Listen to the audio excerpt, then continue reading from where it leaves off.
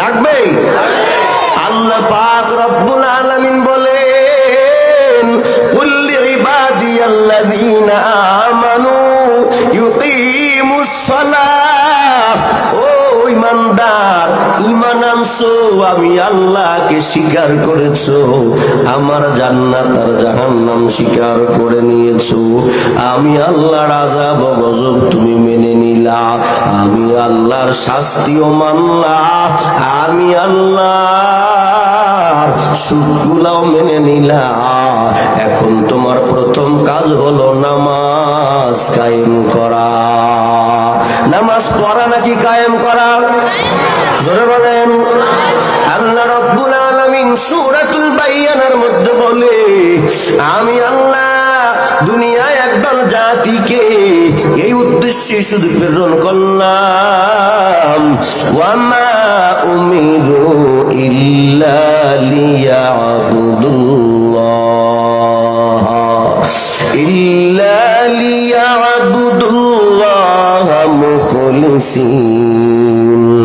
মুখলিসিনা লাহুদ্দীন।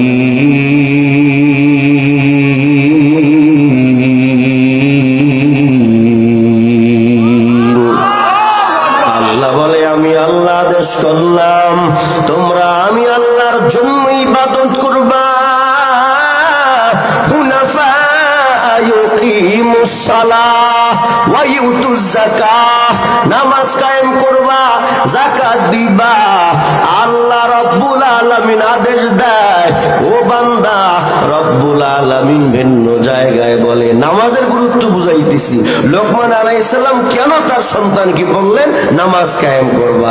নামাজ কেমন ইবাদত, কেন দরকার? আল্লাহ বলে, আল্লাযীনা ইম্মাক্কান্নাহুম ফিল আরদ আকামুস সালাহ। সুবহানাল্লাহ বলেন।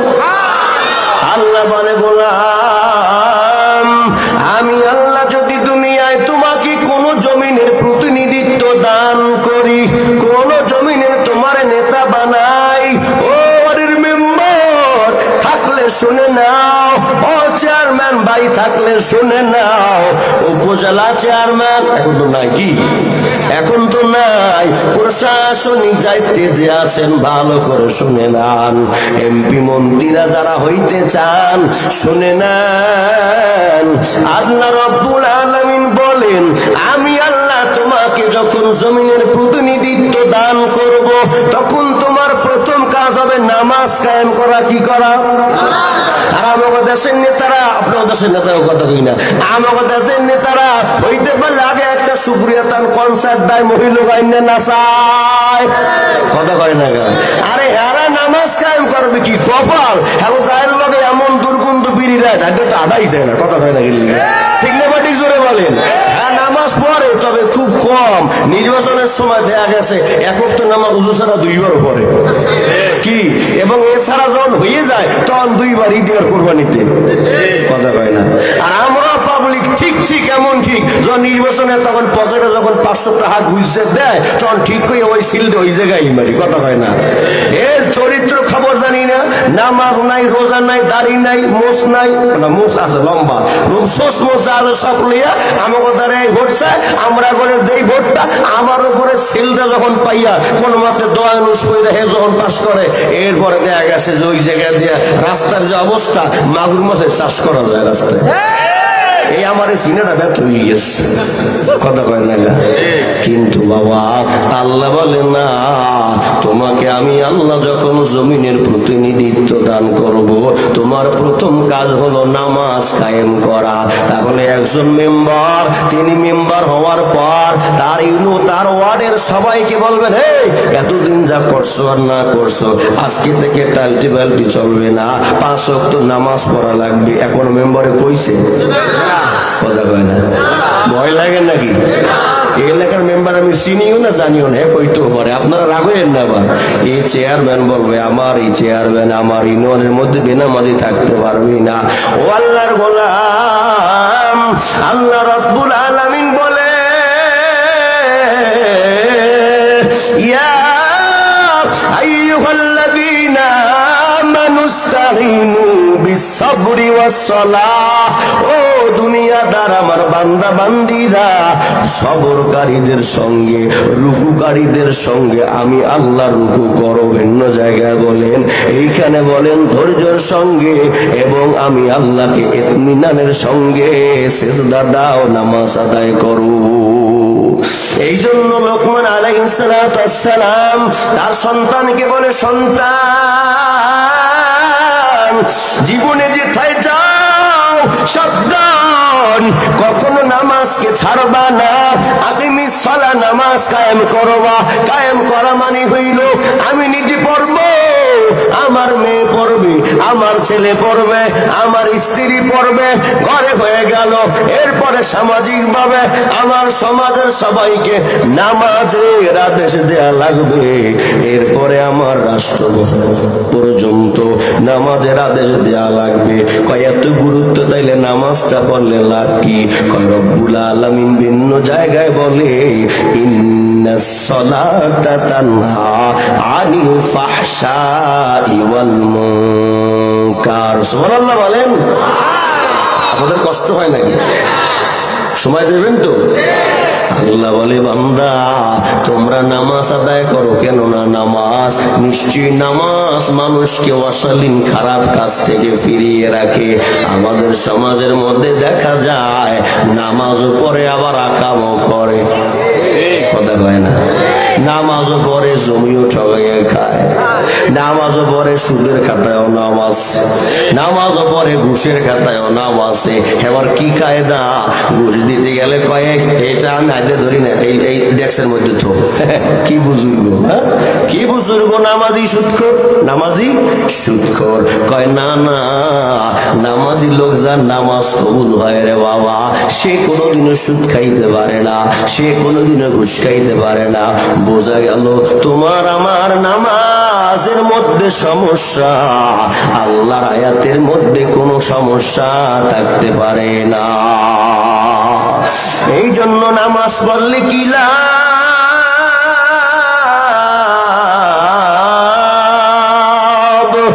মায়ার নবী বলে, আসসালাওয়াতুল খামসু, 5 ওয়াক্ত নামাজ, অর্থাৎ বান্দা ফজরের নামাজ আদায় করেছে, এরপরে জোহরের নামাজ আদায় করলা, আসর আদায় করলা, মাগরিব আদায় করলা, এশার নামাজ আদায় করলা।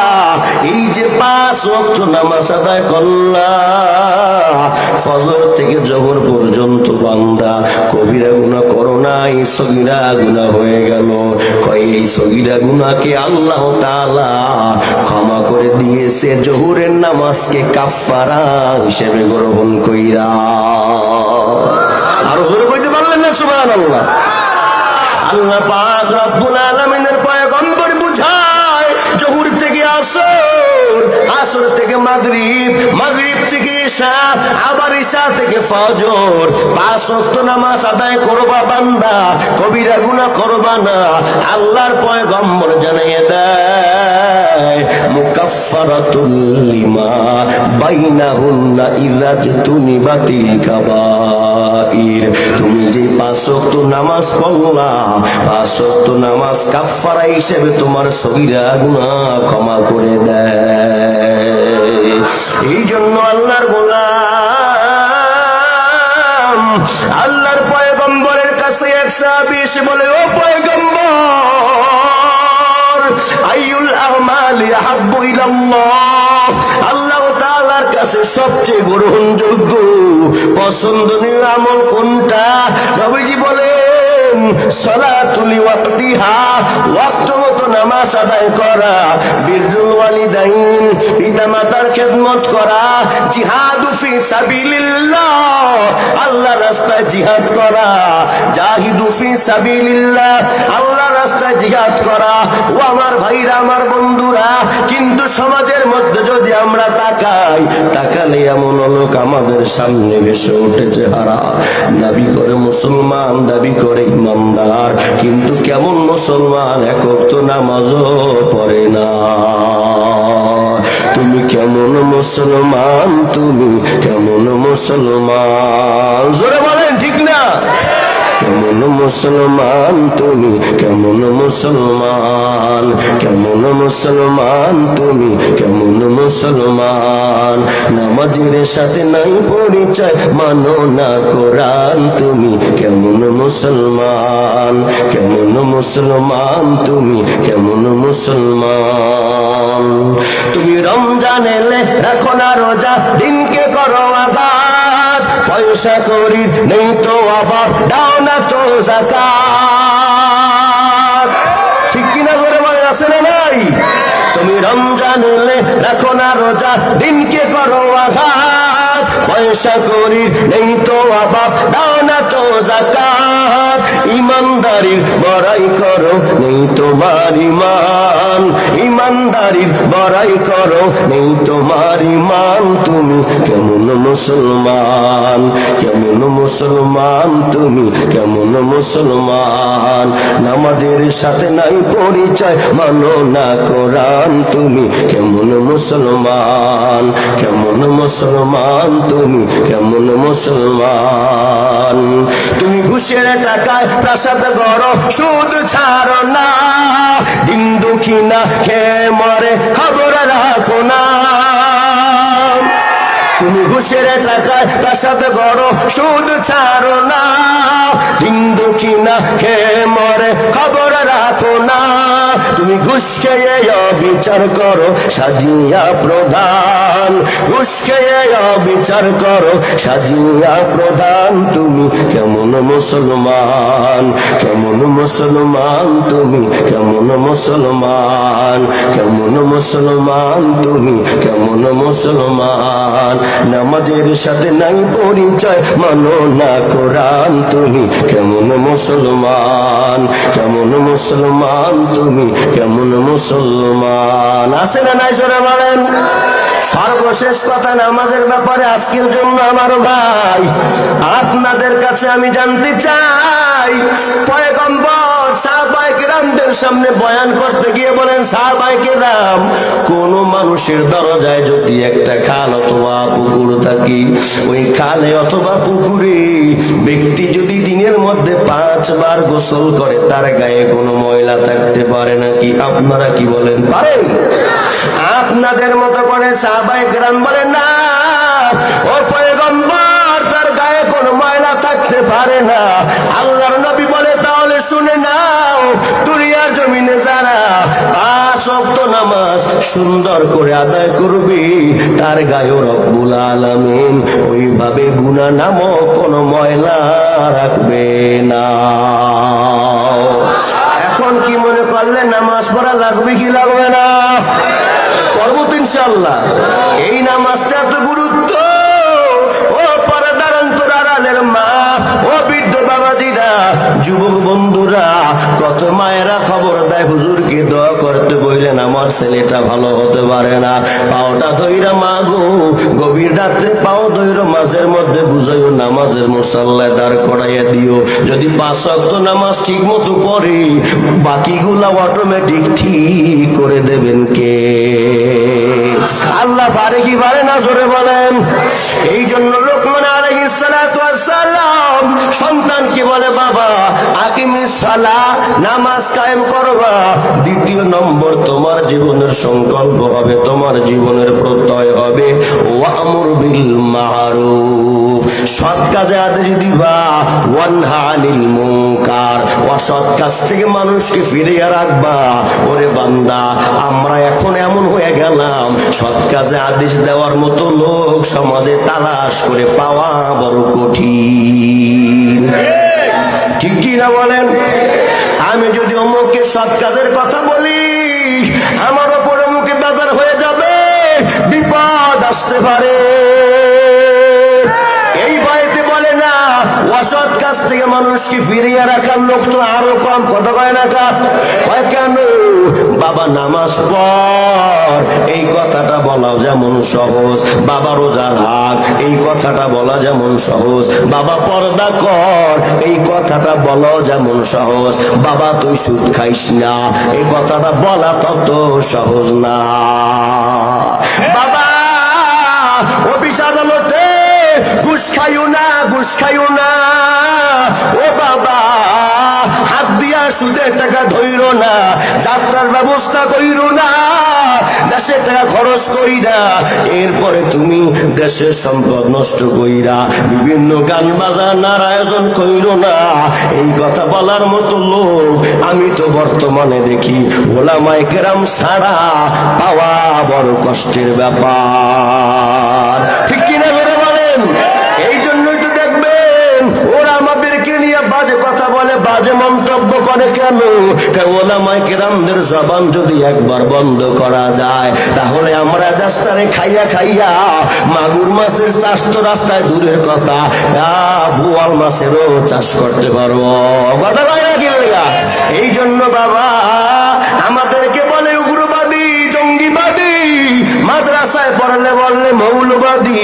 তাই তো আমি বলি রে বাবা, উগ্রবাদী জঙ্গিবাদী যাই বলো না কেন, আসলে ওলামায়ে কেরামদের জবান, হক কথা বলার জবান গুলা, সৎ কাজের আদেশ দেওয়া, অসৎ কাজ থেকে মানুষকে ফিরিয়ে রাখা, এটা আমাদের পূর্বপুরুষ থেকে আসছে, চলে আসছে, চলছে, চলবে। এই জবান বন্ধ করার ক্ষমতা দুনিয়ার কোনো মানুষের নাই। যদি জীবনটা বিলাতে চাও, যদি রক্ত ঝরাতে চাও, যদি জীবনটা বিলাতে চাও, যদি রক্ত ঝরাতে চাও, দিনের পথে খোদার রাহে, দিনের পথে খোদার রাহে জীবনকে বিলিয়ে দাও। যদি জীবনটা বিলাতে চাও, যদি রক্ত ঝরাতে চাও, যদি জীবনটা বিলাতে চাও, যদি রক্ত ঝরাতে চাও, এই মৃত্যুর নাম হয় যে শহীদ, বাঁচলে হয় গাজী, এ পথে মরলে মহান প্রভু আল্লাহ থাকেন রাজি।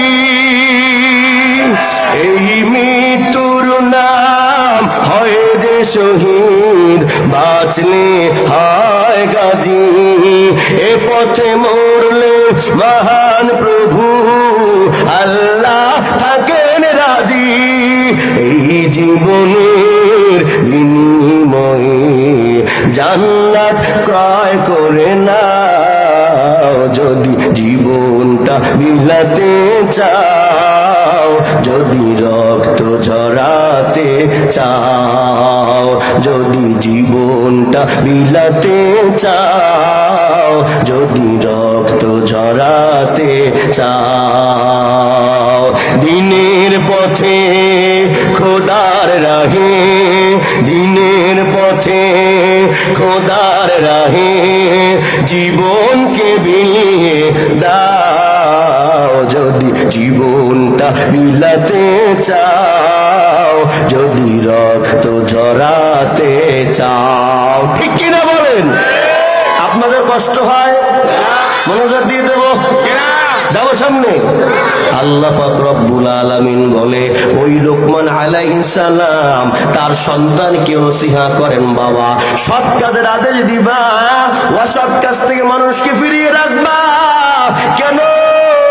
ওই লোকমান আলাইহিস সালাম ছোট্ট সন্তানকে কেন এমন নসিহত করলো? তিনি তো জানতো সৎ কাজের আদেশ করতে গিয়া, অসৎ কাজ থেকে নিষেধ করতে গিয়া, ওই যে ঢাকা মালিবাগে ছাত্র আন্দোলনের রেজাউল করিম শহীদ হয়েছিল, এরকম হইতে পারে কি পারে না? কথা ভাই রাখা, সত্য কথা বলতে গিয়া আবু সাইদ মুগ্ধ শহীদ হয়েছে, এইরকম শহীদ হওয়া লাগতে পারে, তবুও কেন আপন সন্তানকে এইরকম নসিহত করলেন, বিপদের দিকে ঠেলে দিলেন?